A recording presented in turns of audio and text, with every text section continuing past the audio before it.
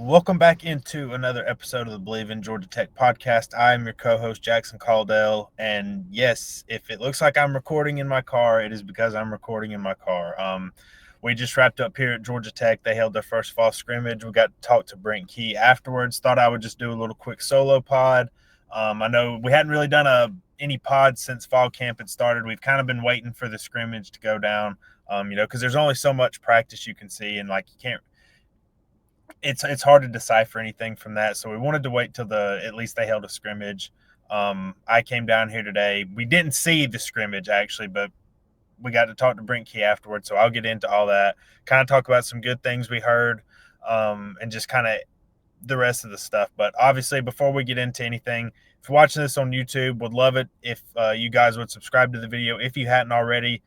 Tell your friends, tell your enemies about us. We're really growing as a channel, and we love all the support you guys have shown us. Couldn't do it without you, so we're super grateful for all of that. Follow us wherever you get your podcasts, and leave us a like and review over there, and let us know what you like, what we're doing. If we're doing something you want to see different, and everything, we love hearing feedback from you guys, so that's super helpful. And apologies if any of the audio quality or anything is a little off. Obviously, recording in my car is different than recording at home in my office. So if there's any lag in or anything like that, I do apologize for it. You'll just have to bear with me a little bit today. So I guess let's get into it. I'm not going to be. This isn't going to be a 45-minute long episode, but let's just kind of dig into the nuts and bolts of kind of what happened today. So Georgia Tech holds their first fall camp scrimmage. Key told us they went about 140 plays in 15 possessions. And it may sound like coach speak a little bit, but he said it was just a well-balanced scrimmage and both sides played well. He did, I thought the standouts he named I thought were really interesting.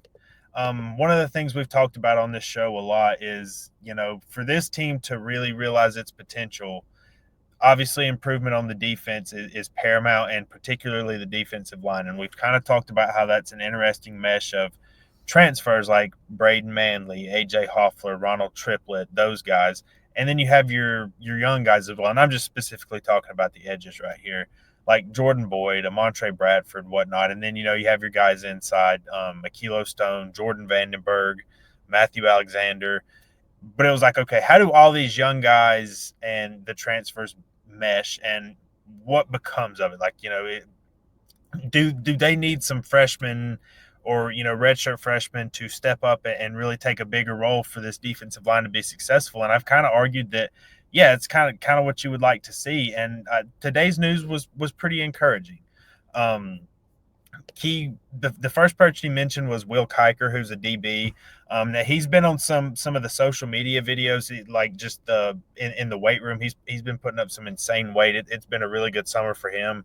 He had an interception today, and Key really talked about how well he played. The young defensive linemen, him talking about them a lot is what really stood out to me. He mentioned Shymeek Jones blocked an extra point, and Amari Harvey ran it back 98 yards, which, again, is encouraging. Georgia Tech did block a few extra points last year. I know Zeke Biggers was the guy doing that, and he's on the Miami Dolphins now. But hearing Shymeek have that kind of impact was good. He also pointed out, Blake Beelan, Derry Norris, two of the true freshmen we've talked about a lot on this pod, they also had really, really good days.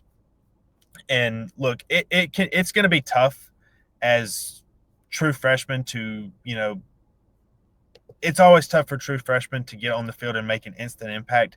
But when you get pointed out in fall camp as having standout performances, like I do think that's a big deal. But the guy he did go on and on about was Christian Garrett.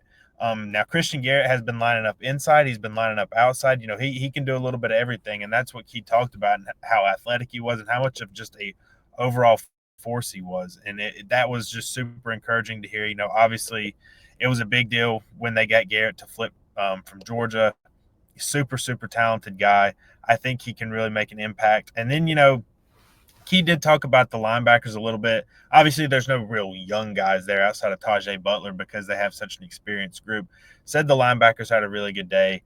The guys he talked about in the secondary, Elgin Sessions and Tay Harris and Dalen Pinson, which we've talked a lot about Tay Harris and Dalen Pinson as two guys like And yeah, I'm not going to get on my spiel about how tough it is for true freshmen to get on the field, but both of those guys are just superb athletes. Like, I mean, for those that don't know, Dalen Pinson was a phenomenal track and field athlete in high school, and it is just a really top notch athlete, just in every sense of the word. Tay Harris is just flat out fast and just is everywhere on the football field. I think those guys are going to get on the field. I think it's I won't ever say anything's easy, but like I think it's easier for freshman DBs maybe to get on the field than freshman defensive linemen. But that's not to take away from anything they're doing. Like I think that they're really making a push to get on the field. Obviously, Georgia Tech has a pretty good bit of experience in the secondary as far as especially the safety room with Clayton Powell, Omar Daniel, Amari Harvey at corner, Rodney Shelley. Like those are good players. But I do think Tay Harris and Dalen Pinson are going to get on the field at some point. And Elgin Sessions making plays is exactly what you want to hear. So it sounds like the defense had a pretty good day. I mean, that was the main side of the ball that he really honed in on. He did made sure to point out offensive guys that did have success as well. And it's been one of the themes of fall camp. I've written about it over at Georgia Tech on SI a lot. They love this running back room. We've talked about it a lot on here. Like we all know how good Jamal Haynes is, but Malachi Hosley, Trelane Maddox, J.P. Powell, Shane Marshall. I know Chad Alexander's a little bit banged up right now, but he should be back at some point this season. But even if he's not, like it was another point of emphasis for Brent Key today was just like this running back room is really dang good, and like they have to prove it on the field. Like first and foremost, like that's I'm not gonna you can't sit here and drink the Kool-Aid and well coach said it, so you hear it so many times and you just you believe it. You got to prove it on the field. You're gonna have plenty of chance. They're gonna have plenty of chances to do that when they face Colorado and Clemson here early in the season. But you have to like hearing it as well. Like Haynes, Hosley, Maddox, and those guys, like they all have a specific skill set, and we've talked about how well that can mesh together. Like Haynes is a terrific runner and receiver. Maddox is a super physical and just big, imposing back. And then Hosley is he's kind of getting caught up still a little bit. I think not saying he's behind necessarily, but he was dinged up in the spring. So, there's a little bit of a learning curve when you can't really play in the spring. And then, you come into fall camp and you're trying to earn that number 2 running back role. And I still think, he might end up being the number 2 overall guy. But I do think you're going to see all these guys play. Like the way they've talked about him is just, this is the deepest running back room they've had since Brent Key's been here. And it's hard not to like that. Moving to, there wasn't a whole lot about quarterback, I'm sure Haynes King had a perfectly fine scrimmage. I mean, Haynes King is a terrific player. He did go in depth a little bit about Aaron Philo and how he's doing in camp. He didn't go into the whole, we have the best quarterback room in the country and, the spiel he usually gives about that. But he talked to Philo's had a really good camp. His talent is just off the charts. And it's still good that you have Haynes King and then have both of them together. And he didn't spend too long on it, but it sounds like Aaron Philo is still continuing to get better. He has awesome talent, and I think he's going to be a heck of a quarterback whenever he does get the opportunity to be the guy for the program. So the wide receiver room, some of the talk was similar. One standout today was Jordan Allen. We've talked about him a little bit on here. Georgia Tech's receiving room has a lot of experience and there's depth there with whether it's Eric Rivers, Malik Rutherford, Isaiah Canyon, Zion Taylor, Dean Patterson. And it might seem hard for a true freshman. Bailey Stockton's another guy. I forgot to mention him. And it might be tough for a true freshman to really get on the field.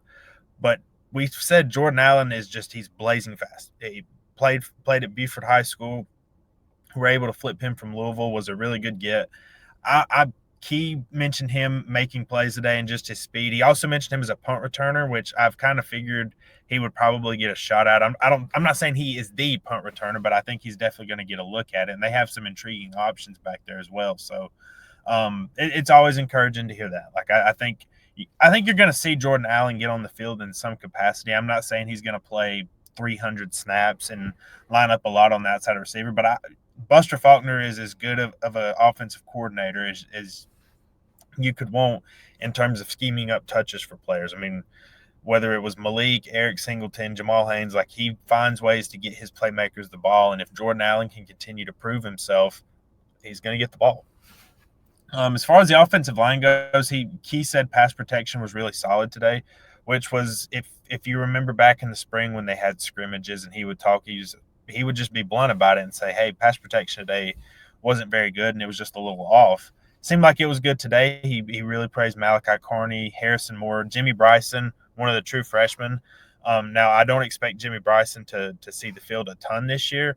But he was working with the second team, going against guys like Akilo Stone, Jordan Vandenberg, and just that whole group of defensive tackles that Georgia Tech really seems to like. And he apparently held his own today, which is good to hear. I think he's a really intriguing developmental guy, and we'll kind of see how he progresses going along. But Malachi Carney, which the South Alabama transfer, I don't know if you guys have seen like the pictures of him on social media. Like, he is just a giant human being. Like he is just he's very noticeable, and he apparently had a great practice scrimmage today. So that's definitely encouraging to hear. We've talked about the right tackle position being just a really big position battle going into fall camp, whether it was him, William Reed, the Princeton transfer, Jamison Riggs. Still don't count out Jamison Riggs now. I think that he still has a shot to win it, but it seems like Malachi Carney is having a really good camp so far, and Key took time to praise him a lot today. And probably the most important news I can share with you guys today is that, Key said they are completely healthy. Like there's no bump. I mean, okay, I don't want to say no bumps or bruises. It's football and it's fall camp. But there's no serious injuries. There's no nagging injuries. Like this team is a full go right now, and that's just exactly what you want to hear. Like the fall camp injuries suck for any program. They're terrible, and you don't want to have any happen, even if they're just like a 4 or 5 week thing. Like you don't want to see that at all. Hearing that they're completely healthy is a great thing. So hopefully it stays that way. And there's less than 3 weeks now until they play Colorado, and it's getting here fast. They're going to have they're about halfway done with fall camp now. I believe they'll have another scrimmage Saturday, and then I want to say they'll start prep for Colorado, because I think that's when in-season media availability will start. I'll kind of update you when I learn more about the schedule next week, but that's kind of everything I have today. I know it's not a super long podcast, but just wanted to get in here, do a little solo pod for you guys, just kind of update you on what I heard happened at the scrimmage today. We will definitely be back here soon to kind of just keep previewing the season, keep talking about what's going on, and eventually, we're going to drop our official season predictions. Still working on mine, still taking a lot of notes, just trying to figure a lot of things out. It's one of my favorite things to do in the year, just getting all the prep in and everything. It's just football's close. Georgia Tech football is close, and we're excited to cover it. So that's going to be it for today. Really appreciate you guys tuning in. And again, if it's bad audio quality or if I'm lagging a little bit, I'm super sorry about that. Recording in my car on a hot spot it's an adventure for anybody that's done it, and there's going to be some bumps along the road there. But appreciate anybody that tunes in. Support means a lot. Be sure to like the video, subscribe to the channel if you hadn't already. We'll continue to grow this thing. Love the fan support, and we'll be back next time.